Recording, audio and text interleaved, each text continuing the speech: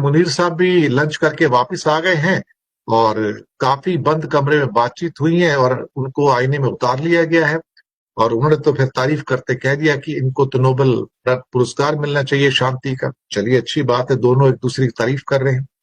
लेकिन कुछ शब्दों ने मुझे बहुत हैरान किया है। थोड़ी बहुत कूटनीति मैं भी समझता हूं, थोड़ी बहुत, बहुत ज्यादा नहीं। एक स्टूडेंट होने के नाते 1-2% मैं समझता हूं। अगर कोई देश का राष्ट्रपति या प्रधानमंत्री या कोई व्यक्ति ये कहे कि मैं अमेरिका के राष्ट्रपति के साथ लंच पर आकर सम्मानित महसूस कर रहा हूं, तो मैं मान सकता हूं।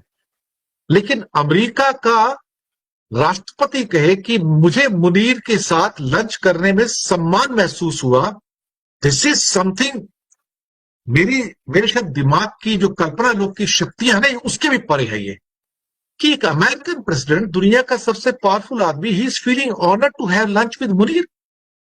Something very absurd and something very